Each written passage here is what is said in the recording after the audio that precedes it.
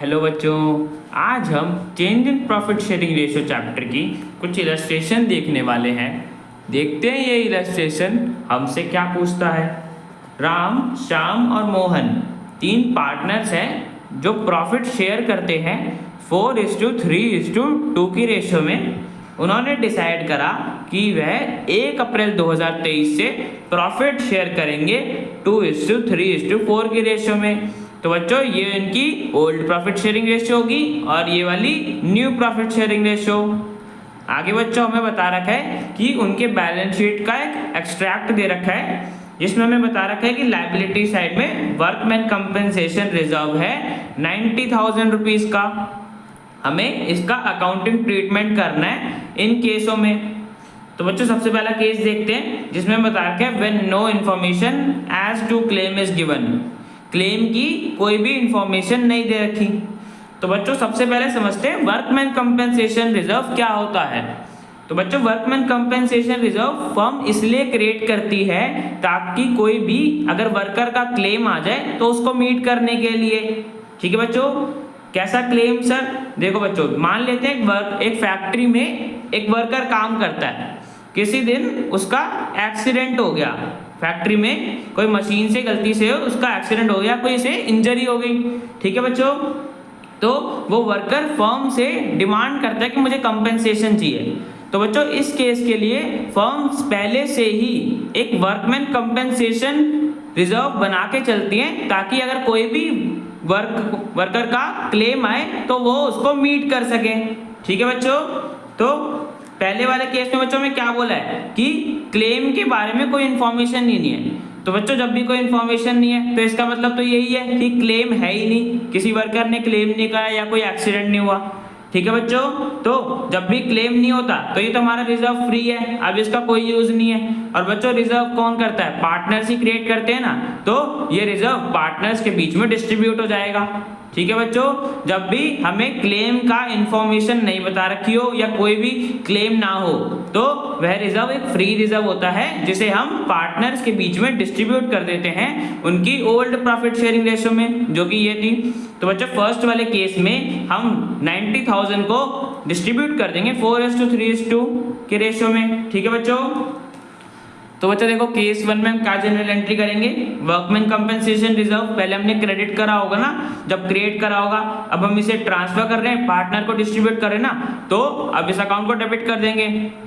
90,000 था बैलेंस। ठीक है बच्चों, और राम, श्याम, मोहन को क्रेडिट कर दिया उनकी ओल्ड रेशियो में, उनको इतना इतना शेयर मिल गया वर्कमैन कंपनसेशन रिजर्व का। ठीक है बच्चों, राम को 40,000, श्याम को 30,000 और मोहन को 20,000। ठीक है बच्चों, तो वर्कमैन कंपनसेशन रिजर्व को हम ट्रांसफर कर देते हैं अगर कोई भी इंफॉर्मेशन ना हो क्लेम के बारे में या कोई क्लेम ना हो। ठीक है बच्चों, हमेशा उनकी ओल्ड प्रॉफिट शेयरिंग रेशियो में करते हैं। तो बच्चों सेकंड केस में भी हमें सेम यही बोला है कि when there is no claim, कोई क्लेम नहीं है, वर्कर ने कोई क्लेम नहीं करा या कोई एक्सीडेंट नहीं हुआ। तो बच्चों मैंने अभी बताया जब भी कोई इन्फॉर्मेशन ना हो क्लेम के बारे में या कोई भी क्लेम ना हो तो हम हमेशा डिस्ट्रीब्यूट कर देते हैं पार्टनर्स के बीच में उनकी ओल्ड प्रॉफिट शेयरिंग रेशियो में। तो बच्चों सेकंड केस में भी हम सेम एंट्री करेंगे जो हमने फर्स्ट केस में करा, बिकॉज सेकंड केस में भी हमें क्लेम के बारे में कुछ बता नहीं रखा, कोई क्लेम है ही नहीं, तो वो पार्टनर्स के बीच में डिस्ट्रीब्यूट हो जाएगा। बिकॉज पार्टनर्स ही क्रिएट करते हैं, पार्टनर्स का ही राइट होता है, फ्री रिजर्व है, तो हम उनकी ओल्ड प्रॉफिट शेयरिंग रेशियो में डिस्ट्रीब्यूट कर देंगे।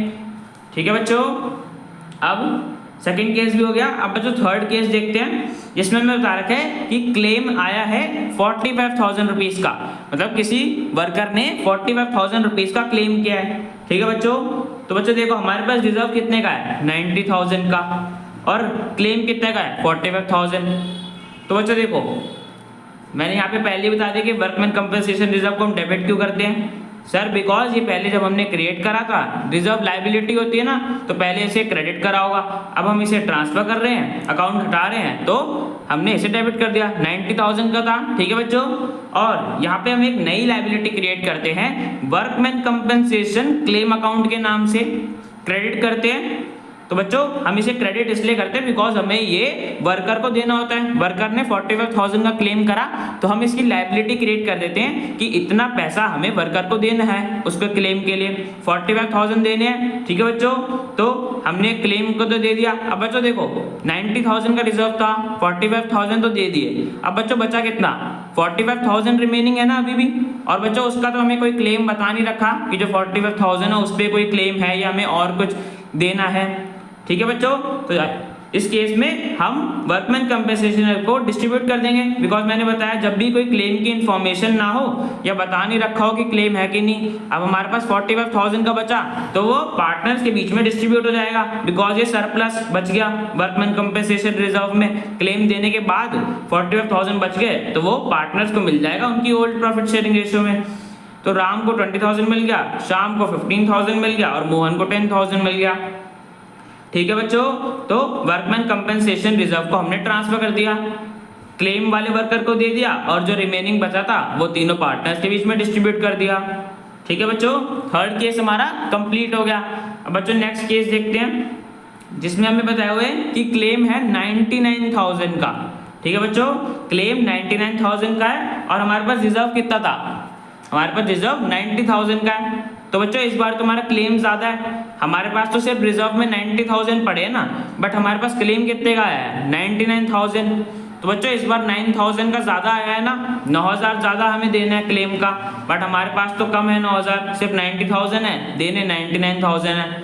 तो बच्चों देखते हैं इस केस में क्या जनरल एंट्री होगी।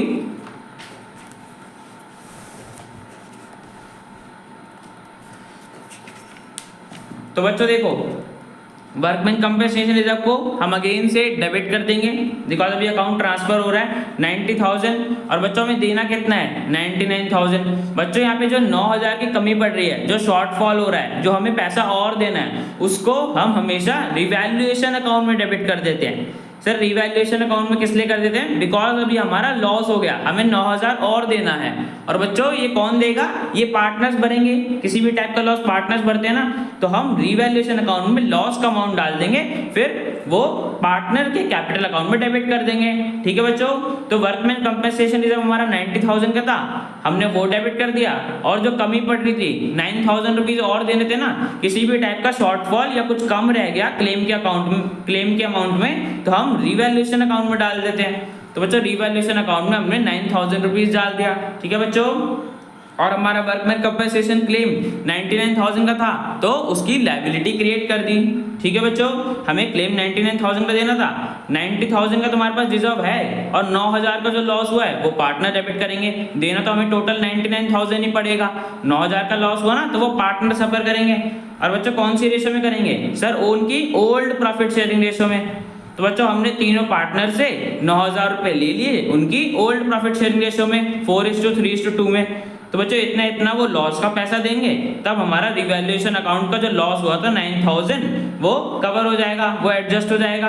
ठीक है बच्चों, तो हमारी केस 4 में ये जनरल एंट्री होगी। जब भी क्लेम का अमाउंट ज्यादा हो और हमारे पास रिजर्व कम हो तो जो अमाउंट कम रह जाता है क्लेम में, जो हमें एक्स्ट्रा देना पड़ता है रिजर्व से एक्स्ट्रा, वो हम रिवैल्यूएशन अकाउंट में डाल देते हैं और फिर रिवैल्यूएशन अकाउंट से हम पार्टनर से ले लेते हैं, बिकॉज ये लॉस हुआ है तो हम पार्टनर के कैपिटल अकाउंट में से डेबिट कर लेते हैं। ठीक है बच्चों, तो इस केस में हमारी 9,000 की कमी पड़ गई थी जिसे हमने पार्टनर से ले ली, उनकी ओल्ड प्रॉफिट शेयरिंग रेशो में 9,000 का लॉस हुआ था तो वो पार्टनर से तो भरेंगे। ठीक है बच्चों, तो केस 4 भी हमारा हो गया। अब बच्चों केस 5 पे चलते हैं। बच्चों इस केस में हमें बताया हुआ है कि क्लेम है 90,000 रुपीज का। ठीक है बच्चों, तो बच्चों देखते हैं इस बार हमारा रिजर्व भी 90,000 का है और क्लेम भी 90,000 का है। तो बच्चों इस बारी कोई कमी भी नहीं बची, कोई शॉर्टफॉल नहीं है और ना कोई हमारे पास सरप्लस रिजर्व का अमाउंट बचा, तो हम वर्कमैन कंपेंसेशन रिजर्व का अमाउंट सीधा वर्कमैन कंपेंसेशन क्लेम में ट्रांसफर कर सकते हैं। तो बच्चों देखो कैसे करेंगे, वर्कमैन कंपेंसेशन रिजर्व डेबिट कर दिया, अकाउंट ट्रांसफर कर रहे हैं 90,000 का था और क्लेम भी हमारा 90,000 का था, ना कोई सरप्लस बचा जाके पार्टनर्स में डिस्ट्रीब्यूट हो चुके और ना कोई कमी रह गई हम रिवैल्यूएशन में डेबिट कर सकें। तो बच्चों जब भी हमारा क्लेम रिजर्व के अकाउंट के इक्वल होता है तो हम इस केस में ये एंट्री जब पास करते हैं, वर्कमैन कंपनसेशन रिजर्व को डेबिट कर देते हैं जितना भी अमाउंट होता है। जैसे इस क्वेश्चन में हमारा 90,000 था और क्लेम हमारा 90,000 का था, तो उसे क्रेडिट करके लायबिलिटी क्रिएट कर दी कि इतना हमें क्लेम पे करना है। ठीक है बच्चों, तो बच्चों हमने पांचों केसों में जर्नल एंट्री पास कर दी और बच्चों ये क्वेश्चन हमारा कंप्लीट हो गया। मिलते हैं नेक्स्ट वीडियो में।